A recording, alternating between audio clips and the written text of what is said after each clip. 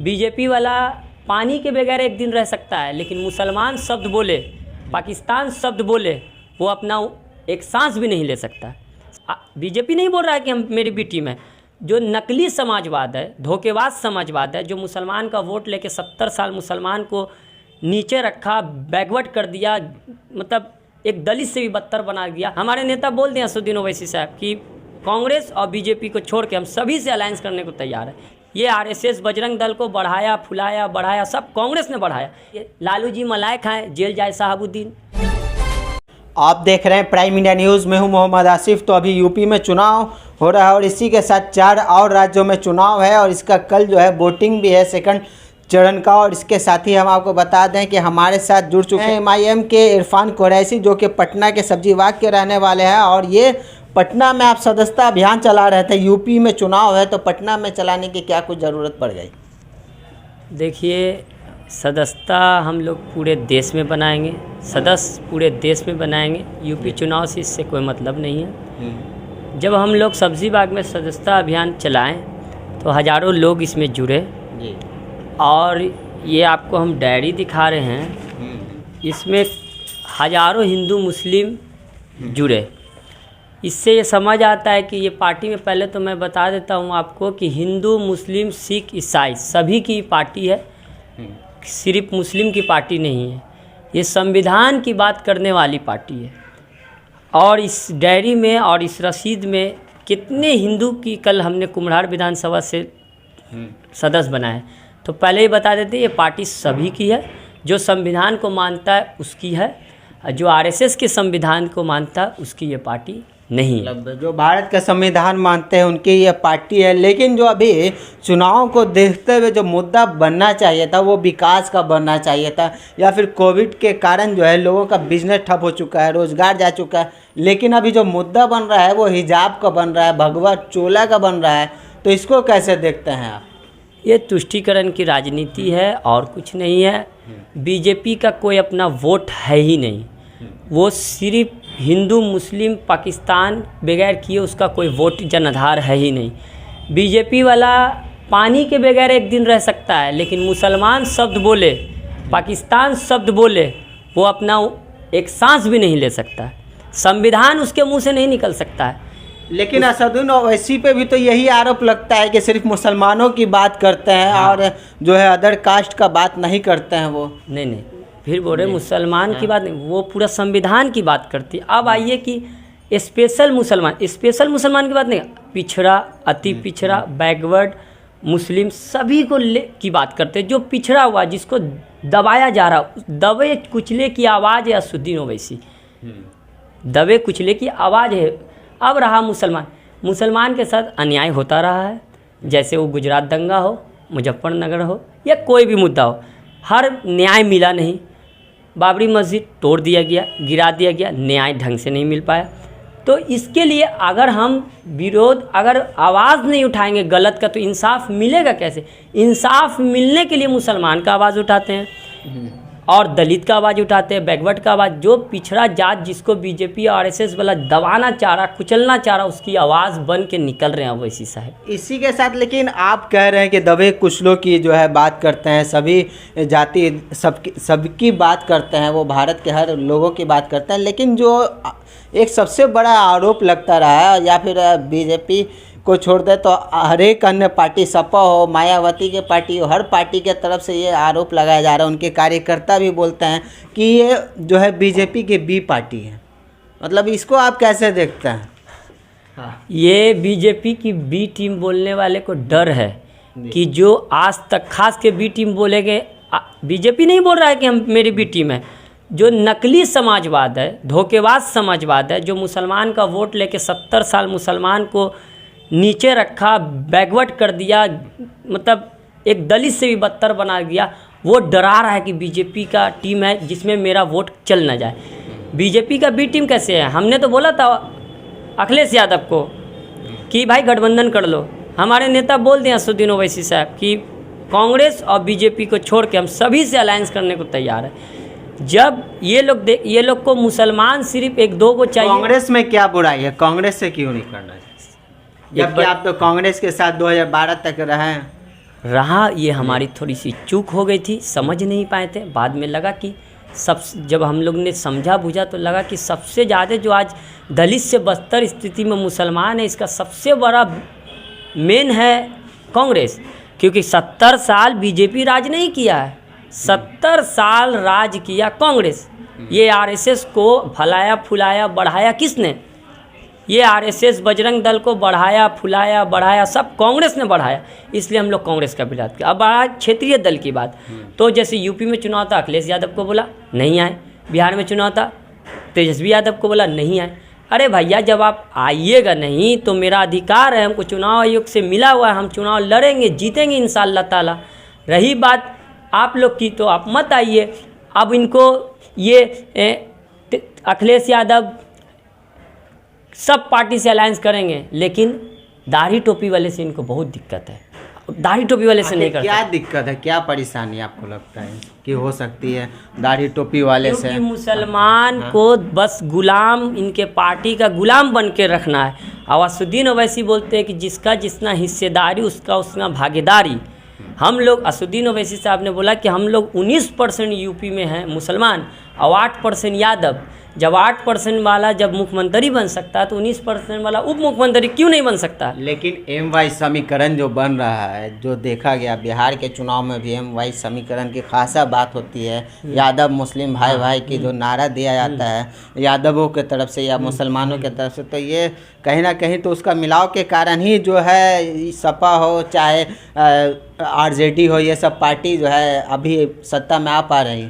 देखिए, माई समीकरण में से वाई जो है वो भाग चुका है। वाई भाग चुका है, भाग गया है। कैसे? इसको मतलब 2017 का आप देख लीजिए, ओवैसी साहब यूपी में चुनाव नहीं लड़े थे, 12 में नहीं लड़े थे, फिर भी माई समीकरण पूरा इनके तरफ था। मुसलमान पूरा वोट दिया यादव जी को। आपका कहना है कि यादवों का वोट जो है बीजेपी में जा चुका है, बीजेपी में जा एकदम जा चुका है। सीधा सीधा मुसलमान इनको नहीं छोड़े थे, इनका यादव ही इनको छोड़ दिया। अब बेमतलब सीट बचा है या सपा का, वो जो है मुसलमानों के कारण। बिल्कुल बिल्कुल, बिहार का हो या यूपी का हो, मुसलमान गोलबंद होके वोट दिया था इनको। लेकिन इस चुनाव में मुसलमान, जब हिजाब पे अखिलेश यादव को पूछा जाता है कि आप कुछ बोलिए, तो बोलते कि मेरे सुनाई नहीं जाता है। उनको मुसलमान की बात सुनाई नहीं जाती है, तो खाली मुसलमान का वोट लेने के लिए आते हैं। मुसलमान इनको अब इस चुनाव में अखिलेश यादव को सबक सिखाएगी। तो आपके पार्टी जो 100 सीटों पे लड़ रही है, तो इसका क्या मुद्दा रहेगा? क्या बीजेपी के तरह जो है सिर्फ जातिवाद पे बात करना, या फिर जो है मुसलमान को इकट्ठा करना, जैसे बीजेपी बोलते हैं कि आओ सारे हिंदू एक साथ आओ, इस तरीक़ा से जो है क्या असदुद्दीन ओवैसी सिर्फ इसी पे वोट मारेंगे, या फिर विकास होगा, युवा होगा, रोजगार होगा, शिक्षा होगा, ये सब भी मुद्दा बनेगा? ये सब मुद्दा है, बनेगा नहीं, ये तो देश का सबसे बड़ा मुद्दा है। कहाँ आ रहा है सामने? जो जितने भी पार्टियाँ का आप अभी भाषण उठा करके देख लें, तो कहाँ सामने है? अब बताइए, हिजाब का मुद्दा, हिजाब कोई नया नहीं पहना गया था, इसको किसने बनाया? जहाँ मुद्दा उठ रहा वहाँ किसकी सरकार है? बात को समझिए। हम लोग संविधान, ओवैसी जी एक भी ऐसा भाषण नहीं बोल सकते जो संविधान के खिलाफ हो। ओवैसी जी का पूरा भाषण संविधान के दायरे में तो आप बोलते हैं बहुत अच्छा। हाँ, इसके साथ युवा, रोजगार, नौकरी, सारा चीज बता देते। बीजेपी ने यूपी में चुनाव घोषणा किया अपना कैंडिडेट का, एक भी मुसलमान है उसमें? नहीं है। ये समझ में आता है कि एक तरफा पार्टी सिर्फ हिंदू की बात करती है। मेरा आप लिस्ट देखिए, इसमें पंडित भी मिलेंगे, मुस्लिम भी मिलेंगे। तो हम लोग असल में सबका विकास सबके साथ है। ये झूठा नारा नहीं, सच। अगर बीजेपी में ताकत है तो 100 को सीट दे दे मुसलमान को अपने तरफ से लड़ने के लिए, तब जानेंगे। तो बीजेपी तो देश तोड़ने वाली पार्टी, भारत जलाओ पार्टी उसका नाम ही है, बीजेपी, भारत जलाओ पार्टी। ये तो भारत को जलाने वाला पार्टी, बनाने वाला पार्टी नहीं है। इस हर तरह से फैला है। महंगाई आसमान छू गया है, हर चीज़, गरीब मर रहा है, कोई सुनने वाला नहीं। थाना में जाइए तो लगता है कि चाइना में आ गए हैं कि अमेरिका में आ गए हैं, सुनने वाला कोई नहीं। कहना चाहिए कि बेकार हो चुका है इस देश को बचाना है तो सबसे पहले बीजेपी को हटाना हो। तो 100 सीटों पे आप लड़ रहे हैं, कितने सीटों का उम्मीद है यूपी में? इंशाल्लाह बहुत ज़्यादा जीतेंगे। क्या सत्ता बनाने या सत्ता के साथ भागीदारी निभाने में आप लोगों का भूमिका हो सकता है? अभी तो शादी होगा तब देखा जाएगा, जब चुनाव आएगा तो फिर देखा चुनाव जाएगा। तो चल रहा है, सेकंड चरण का कल वोटिंग रिजल्ट के बाद देखा जाएगा। यानी कि जो भी परिणाम 10 तारीख को आता है उसके बाद का निर्णय जो है आला कमेटी का जो रहेगा वो फिर जो है निर्णय के बारे में बस इतने बोलेंगे कि बीजेपी और कांग्रेस को छोड़ के जिसको समर्थन देना भी होगा तो दे देंगे। सपा ने अभी जो है आपसे गठबंधन नहीं किया, क्या बाद में हो सकता है? पहले जीत तो जीत जाएंगे तो बोल दे, तो कांग्रेस और बीजेपी छोड़ के सभी को फिर समर्थन से है। तो एमआई समीकरण दिख रहा है। हाँ नहीं अभी कहाँ जीत, अब वो तो वही तो बोले, अभी रिजल्ट तो आवे दीजिए, अभी तो पता तो चले यादव जी हैं साथ कि भाग गए। अरे दलित जी तो हैं साथ, मुस्लिम जी तो हैं साथ, लेकिन यादव जी है कि नहीं, वही तो यादवी जी को तो मतलब देखना। ये तो झूठों में देश में मुसलमान हवा बन के गया। हिसाब से बहुत बड़ा सवाल उठ रहा है कि यादवों का जो वोट है वो बढ़ता हुआ दिख रहा है। बढ़ता हुआ नहीं, भाग चुका है, भाग चुका है। यही नतीजा है, बिहार में भी 15 साल से बेदखल आरजेडी है और 2 चुनाव में यूपी से भी एक मुसलमान तो, लेकिन अब अखिलेश यादव और राजद से भी भागेगा।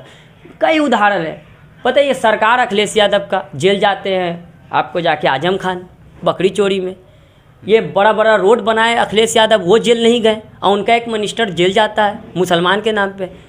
बिहार को तो उठा के देखिए, अतीक अहमद, शहाबुद्दीन, आजम खान। अरे भाई देश में कल चल क्या रहा है?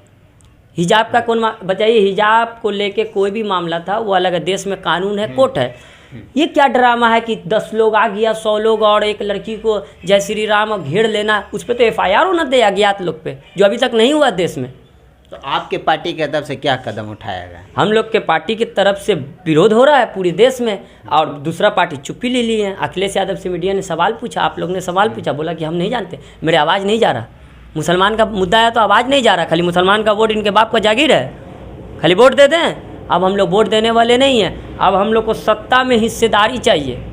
अगर 243 सीट पे चुनाव होगा तो अगर राजद मेरा है तो पहले 150 मुसलमान को टिकट दे, चुनाव लड़े। 2 से काम नहीं चलेगा, 243 है तो 200 पे काम नहीं चलेगा। मुसलमान को अब हिस्सेदारी भागीदारी चाहिए। मतलब आपके हिसाब से अगर MY समीकरण बनता है तो 50% उसमें मुसलमान कैंडिडेट होने चाहिए जो अब बिहार हो या यूपी। तो वो तो यूपी में दिखा दिया अखिलेश। और जो बचा कुछ प्रेम था मुसलमान का, वो हिजाब पे जब गूंगा बहरा बन गए तो समझ में आ गया कि गूंगा बहरा है भी, इसको अब हम लोग दम हटा देना है।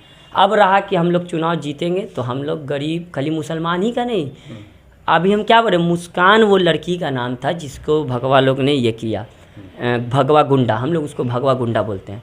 भगवा गुंडा ने ऐसा काम किया, अगर वो मुस्कान के जगह कोई और कास्ट की भी रहती, सोनी, रोनी, कुछ और भी रहती, उसका भी हम लोग सपोर्ट करते हैं। गलत का सब विरोध करेंगे, चाहे वो हिंदू साथ गलत हो तो भी विरोध करेंगे, मुस्लिम साथ गलत हो तो भी विरोध करेंगे, सिख के, किसी जाति धर्म का जो संविधान के खिलाफ जाएगा उसका हम लोग विरोध करते हैं। बहुत बहुत धन्यवाद।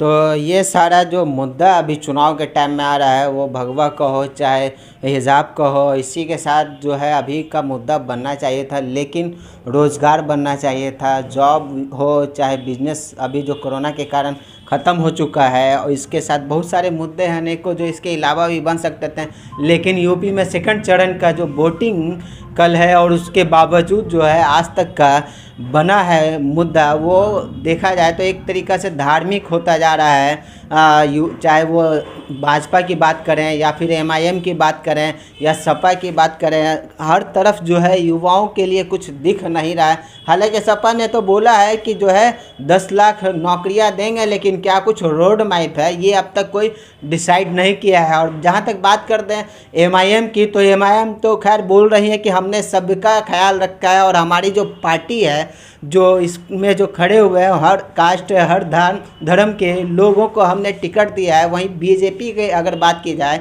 तो कहीं ना कहीं एक कौम को जो है टारगेट किया गया है। तो इस पर आपकी क्या है राय, कमेंट करके ज़रूर बताएं और वीडियो को ज़्यादा से ज़्यादा शेयर करें। और वीडियो देखने के लिए बहुत बहुत धन्यवाद आपका।